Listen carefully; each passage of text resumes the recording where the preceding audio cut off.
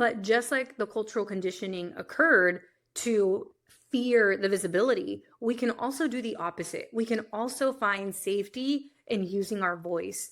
And this a lot of times comes from taking the action and seeing that you didn't pass out, seeing that you survived. You literally have to create safety in your body and create new neural pathways, new connections in your brain for showing up. Welcome to the Chingona Revolution podcast, where we will bring out your inner badass Latina, overcome self-doubt, help you gain clarity, and pave your own path, all while leading with courage. I am your host, Latina coach and speaker, Erica Cruz.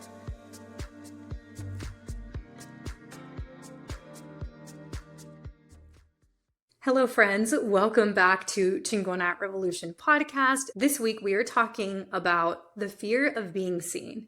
If you've ever been in a meeting at work and maybe you have the desire to say something, but there's this knot in your throat and you end up not speaking up, or perhaps you are in a relationship and you know specifically what you want from your partner, but you can't find the courage to tell them what you want because you're afraid that if you do, they may limit or diminish your needs, or they may make fun of you, or they may not deliver. This also comes up a lot, specifically around showing up to build your brand and creating content. And this month, my group program, Courage Driven Latina, is working on a visibility challenge. So this visibility challenge is inviting them to post either online or on our internal community for 20 days. And I am seeing the messages that are coming through from my clients, messages like, oh my gosh, I was overthinking this. It took me an hour, or I had to take a deep breath and close my eyes before I hit publish. And it reminded me of when I was first building my brand and how afraid I was to be seen.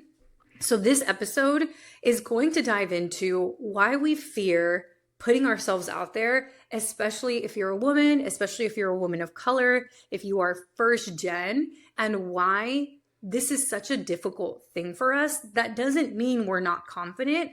It actually has a way deeper meaning. So funny enough, this visibility challenge kicked off while I was in Mexico. I'm still in Mexico right now. And, I think sometimes I live in my own bubble of personal development and friends who are also entrepreneurs. And I forget that some people are not as open-minded. And being in Mexico and being in a city, I was visiting my dad's side of the family, which I don't see them very often. I actually spent 20 years not around them. So there's cousins that I've never met because they were born after I stopped seeing this side of the family. And it wasn't really my choice. My parents ended up separating. Oh my goodness, perfect timing. I'm going to read out a Slack message that I just saw pop up on my screen. So my client who's doing the visibility challenge says, day 2 done. Does this get any easier at Coach Erica? Like, will I ever stop overthinking this and pulling the covers over my face as soon as I hit send? And the little emoji that has eyes looking to the side. If you have ever attempted to create content, you know exactly what this client is talking about. You know the overthinking that goes into putting yourself out there. If you've ever reread an email at work before you send it, that's a great clue as well that you're overthinking, or that you're afraid of being seen here, or you're afraid of making a mistake. And I'm going to go into what this fear really is, but let me come back to my Mexico story. That was just perfect timing that a client happened to be like, oh my gosh, does this get any easier?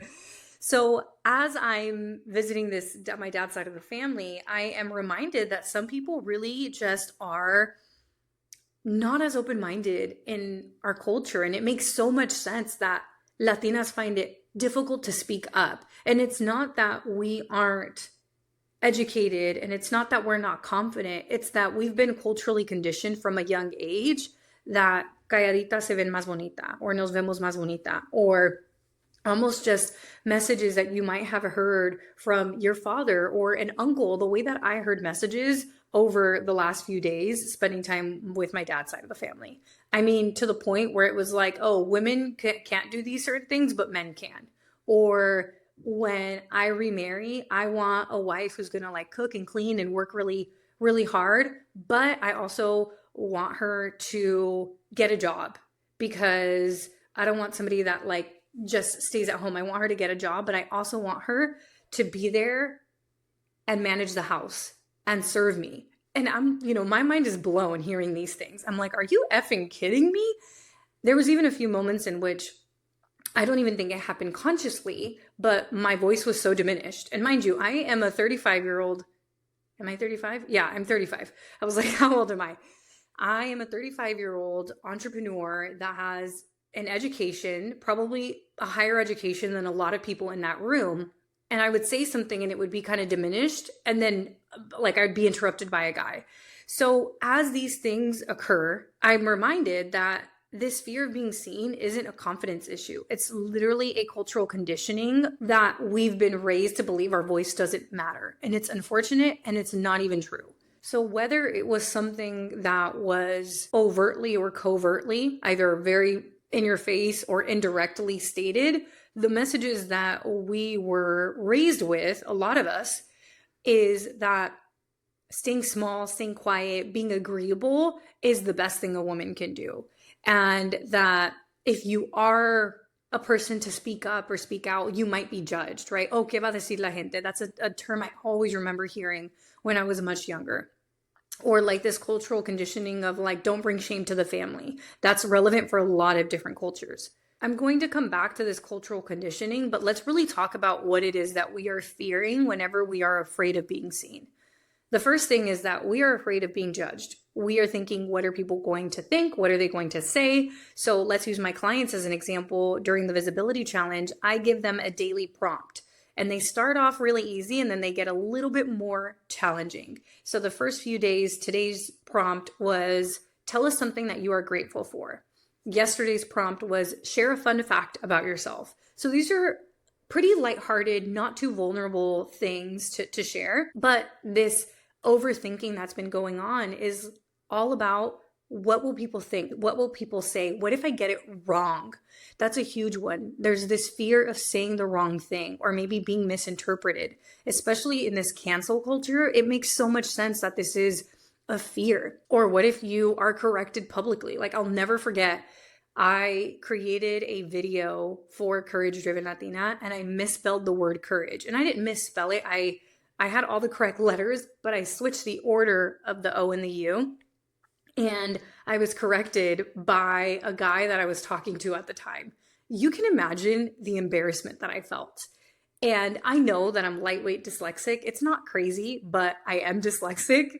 So this idea of like, oh my gosh, what if I get it wrong? Or like, what if I spelled something wrong? Or what about this? But all of this makes you human. And guess what? I survived. I've also posted things that people didn't agree with. People misinterpreted it, especially when I was very active on TikTok. I posted something that was more on the political side, and I had people that were totally not part of my political party in my DMs, emailing me. Like, it was not fun, but I survived. And I learned more about what kind of content I want to post, and I want to ensure. And then I decided from that moment that I was going to post content that felt very authentic to me. The video that I posted back then, it's nothing like what I post now. It was just like on a whim. I just kind of reshared something. So the other thing that we fear is the fear of success, believe it or not, right? So we're afraid of failure. We don't want to mess up. We don't want to publicly start an Instagram page and then have it totally flop, or start a TikTok page or start a business and then have it flop. So we're definitely afraid of failure. And that's where our perfectionism comes up. But we're also very much afraid of success because we feel like if we're too successful, we might outgrow our friendships. We might outgrow our relationships. We might no longer relate to the community that we once related to. And that is a big, big fear as well. So I want to say that all of these fears are so valid, but none of these fears are actually concrete, real things. As in, of course, they could happen, but in my experience, it's very rare for these things to happen. You think that people, I'm going to quickly debunk the fears that I just talked about. So if you are fearing judgment, that people are going to judge you and what are they going to say or what are they going to think about you? If I've learned anything in my 5 years of being a full-time entrepreneur and my 6 years of creating content, it's that people are so not worried about you. They're more worried about themselves. So you're looking at this thinking, what are people going to think or say about me? When what's actually happening is they're going to look at your content and be like, how can this help me? How is this relevant to me? Everybody's always thinking about life from their own perspective. They're not looking at life to completely judge you. They're looking at your content thinking, how can this benefit me? A fear of saying the wrong thing. You have to know that people may not understand what you're saying, and that's okay. My content is so not for everybody. There's been a few times when my content went viral, and as soon as it reached people who were not in my target audience, they were just trying to argue with me about it. The way that you overcome that fear is you have to decide, who is this piece of content for? Or who is this message for? And how is it that I want them to hear this? And forget about anybody else. You have to decide who it's for and create it for that person and allow yourself to be misunderstood by other people. And it takes practice to do this. Now, if you're afraid of failure, I want to remind you that most people do not even try. You think failure is going to be this like crazy public thing. Usually failure it's just when you stop trying. Nobody's checking your stuff to see if you've succeeded or if you've failed. Usually people start paying attention once you start blowing up. Besides that, they're not worried that much. And then fear of success. It's human nature to want to stay in our comfort zone, but the more successful you become, the more people you meet who are going where you're going and you find the most aligned community. I think back to when I really wanted to start a business and I really wanted to start posting content, and I had all of these fears, believe it or not, I had all of them. And if I would have never started, I wouldn't have the amazing friend group that I have now. These are amazing friends that I can go to in our group chat any day of the week and ask for support with. They are friends who believe in me when I don't believe in myself. I truly think if I didn't have this friend group, I would have already given up on my business a long time ago.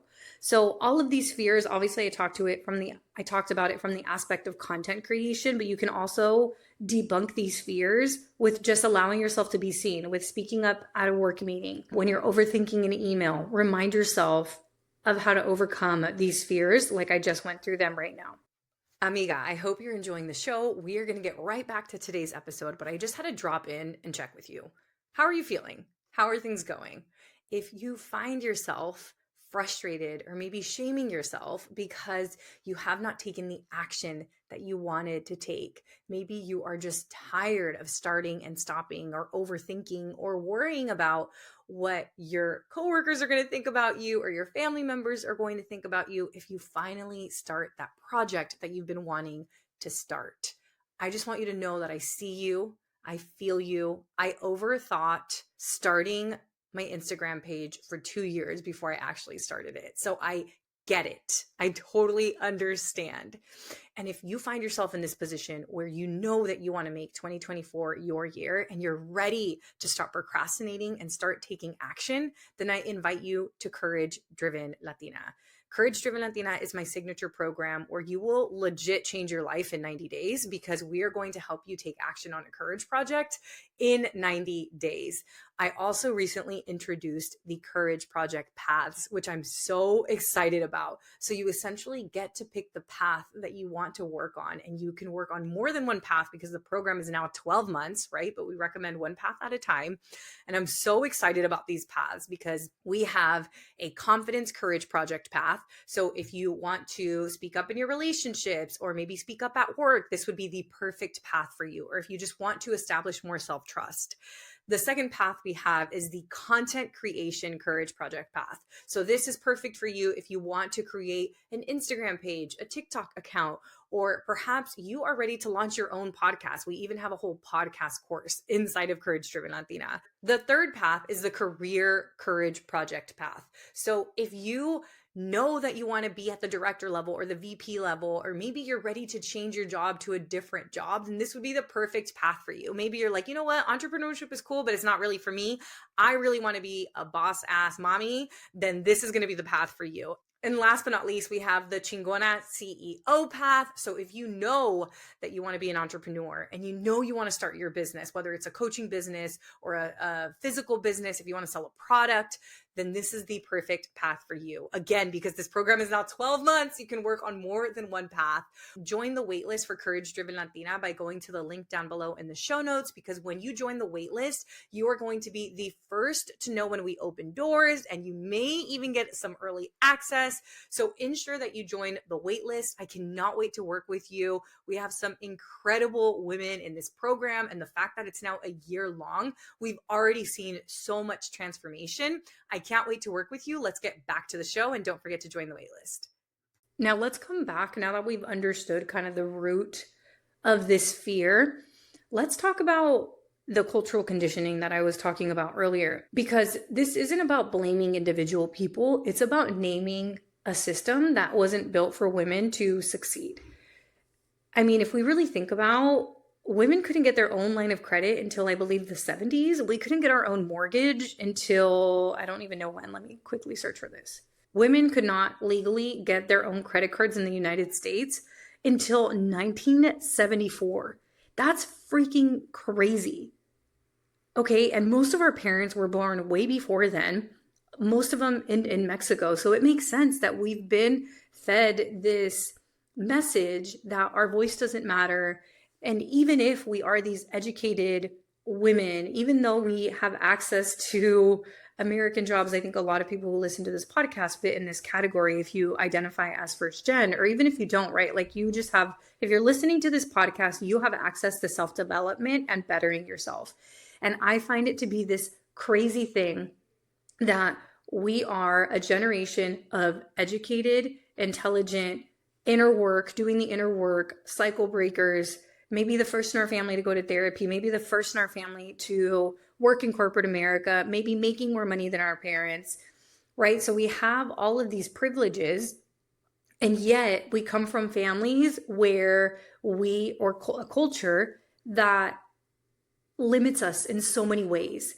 And I find that the friction between these two things is what makes being seen so difficult. It's what makes showing up so difficult, because we've got a lot to say. We are some educated, smart, intelligent, self-aware women. But when you come from a culture that has constantly fed you, calladita te ves más bonita, this isn't even about our logical brain anymore. This is cultural conditioning that is built into our subconscious, that even if you want to speak up and show up, that's why it's so difficult. But just like the cultural conditioning occurred to fear the visibility, we can also do the opposite. We can also find safety in using our voice. And this a lot of times comes from taking the action and seeing that you didn't pass out, seeing that you survived. You literally have to create safety in your body and create new neural pathways, new connections in your brain for showing up. So in summary, you live in a completely different world than in the one that raised you. But that home reality still has power over you. Why? Because we're all human beings and we all want our family's approval. We all want our parents' approval. It may not be a super conscious desire, but it is there. So if you're listening to this and this is all resonating with you, I want you to know that you don't lack confidence.